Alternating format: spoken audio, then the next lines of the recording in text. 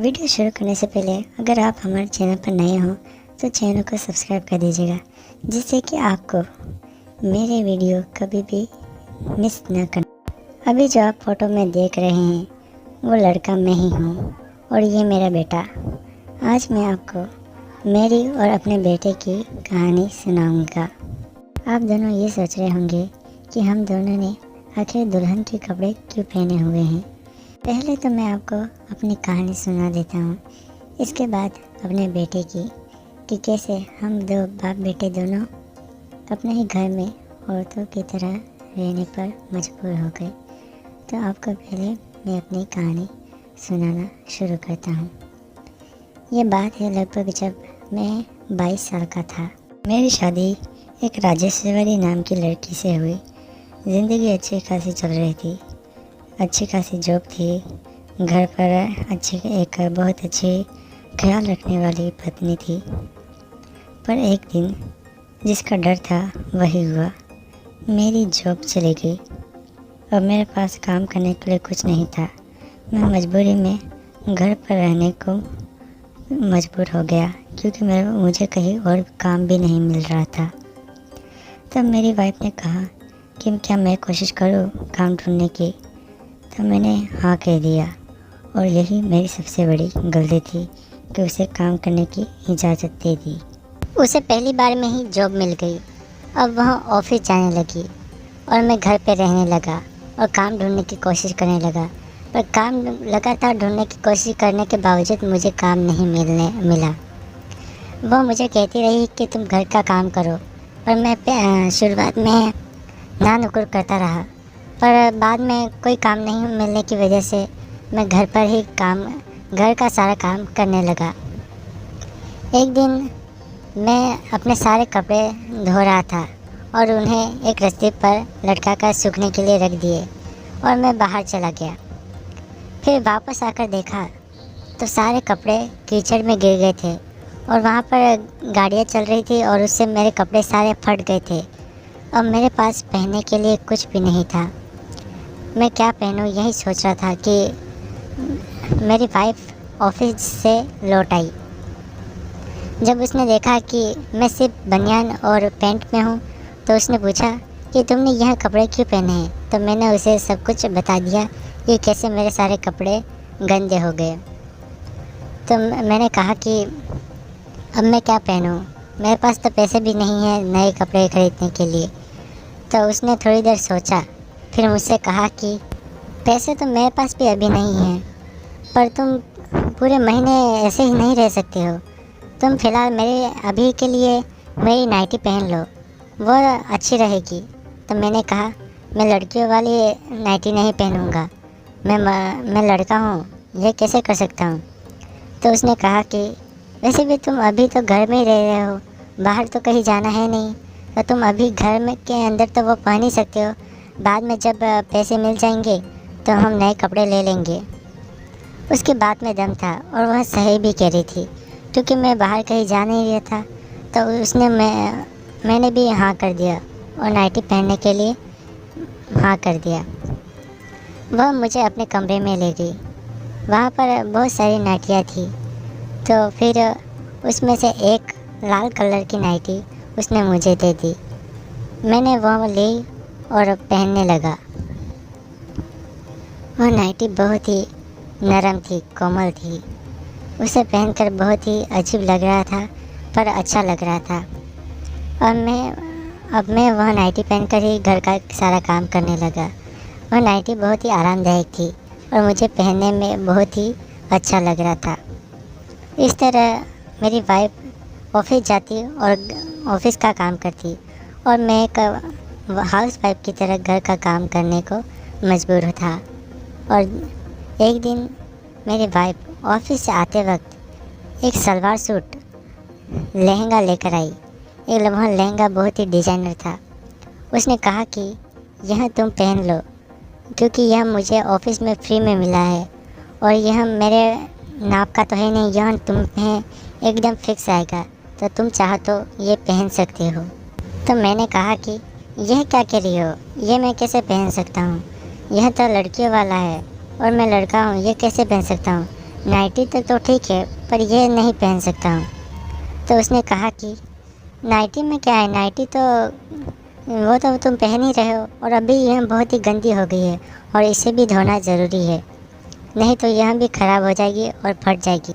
अगर तुमने यह अभी नहीं, यह पहन लो, यह लहंगा पहन लो, फिर नाइटी को धो देना और तुम बारी बारी से दोनों पहन सकते हो। और पैसे आने में थोड़ा टाइम लगेगा, तो तब तक के लिए तुम ये पहन लो, नहीं तो यह भी फट जाएगा। इसके बाद तुम्हारे पास कोई भी कपड़े पहनने के लिए बचेंगे नहीं। वह मुझे उसके बाद सही लगी और मैंने वहाँ सलवार सूट ले लिया और पहनने के लिए चेंजिंग रूम में गया। जब मैं चेंजिंग रूम में गया तो उसे खोलकर देखने लगा, तो उसमें एक ब्रा भी थी, ब्रा और पैंटी भी थी। तो मैंने बाहर आकर उससे पूछा कि यह क्या है, यह ब्रा और पैंटी क्यों दी है। तो उसने कहा कि सलवार सूट में ब्रा और पैंटी के बगैर अच्छी नहीं लगेगी, बाहर से अजीब लगेगा, अगर तुम नहीं पहनोगे तो यह भी ख़राब हो जाएगी। अब मैं बार बार उसकी बातों का विरोध नहीं कर सकता था, क्योंकि घर का सारा काम मुझे ही करना था और वह कमा कर बोल आती थी। तो मैंने बिना कोई सवाल किए उसकी बात मान ली और अंदर जाकर ब्रा और पैंटी पहनने लगा। जब मैंने पहली बार ब्रा पहनी तो मुझे थोड़ा सा अजीब लगा। ब्रा की पट्टियाँ मुझे मेरे कंधों पर महसूस हो रही थी। मुझे बहुत ही अजीब लग रहा था, पर अच्छा भी लग रहा था। एक अजीब ही एहसास हो रहा था, नया एहसास। फिर मैंने पैंटी पहनी तो उस पैंटी में मेरा वह प्राइवेट पार्ट एकदम खो गया। पता ही नहीं चल रहा था कि कहाँ गया। इस तरह से मैंने वह सलवार सूट पहन लिया। फिर जब मैं बाहर आया सलवार सूट पहनकर, तो वह बहुत ही खुश हो गई और उसने कुछ मेरी पिक्चर्स ली। फिर इसने एक चुन्नी ली और मेरे गले में डाल दी। तो मैंने पूछा कि यह क्या है। तो उसने कहा कि चुन्नी के बगैर यह सलवार सूट अच्छा नहीं लगेगा। वह सलवार सूट पीछे से बैकलेस था और आगे से डीप नेक कट वाला था। बहुत ही अच्छा था, पर लड़कियों के लिए, मेरे लिए तो अलग ही एहसास था। अब मैं सलवार सूट पहनकर और वह नाइटी पहनकर ही घर का काम करने लगा। फिर इसी तरह से वह मेरे लिए बहुत सारी सलवार सूट लेकर आई। अब मैं सलवार सूट ही पहनने लगा घर में पूरा हर वक्त। एक सलवार सूट गंदा हो जाता, दूसरा उसे धोकर दूसरा पहन लेता। इस तरह से मैं अब सलवार सूट ही पूरे घर में हर दिन पहनने लगा। एक दिन मैंने उससे पूछा कि तुम ये कहाँ से लाते हो। तो उसने जवाब दिया कि ऑफिस में ये फ्री में मिल रहे हैं लड़कियों के लिए, पर मैं इन्हें नहीं पहनती हूँ क्योंकि तुम क्या पहनोगे फिर, और अभी हमारे पास पैसे की बहुत कमी चल रही है।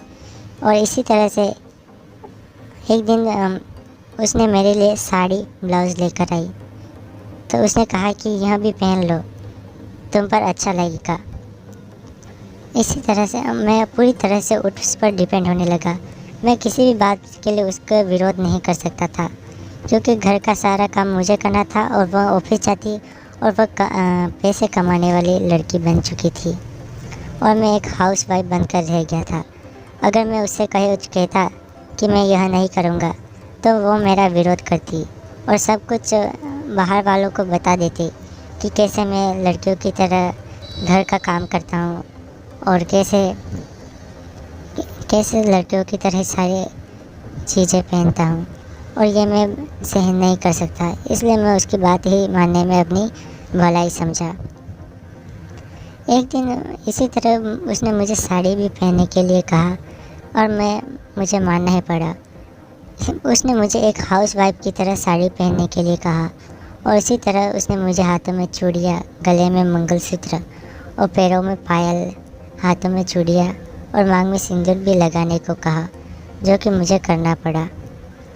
पर यह भी बात थी कि वह मुझसे बहुत प्यार करती थी, इसलिए मुझे कुछ गलत नहीं लगा। पर यह बात आगे बढ़कर मुझे हमेशा के लिए एक औरत के रूप में रहने को मजबूर हो गया था। अब मैं पूरी तरह से एक औरत की तरह ही दिखने लगा। मेरे बाल लंबे हो गए थे और मेरी कमर भी पतली हो गई थी। अब एक दिन धीरे धीरे वह मुझे फीमेल हार्मोन भी देने लगी, जिससे मेरे लड़कों वाला सीना गायब हो गया और लड़कियों वाला सीना में बदलने लगा। अब मेरे पास एक असली लड़की वाला सीना था, इसलिए मुझे ब्रा पहनने में बहुत ही अच्छा लगने लगा। यह थी मेरी कहानी कि मैं कैसे एक मर्द से औरत बन गया। अगर इसके बाद मैं आपको सुनाऊंगा कि मेरा बेटा किस तरह से एक लड़के से लड़की बन गया और वो मेरे घर में बहू बनकर रहने लगा और वह भी मेरी तरह एक हाउसवाइफ बन गया। अगर आप मेरे चैनल पर नए हो तो चैनल को सब्सक्राइब ज़रूर कर दीजिएगा, जिससे कि आपको वह कहानी सबसे पहले सुन सके। Thank you.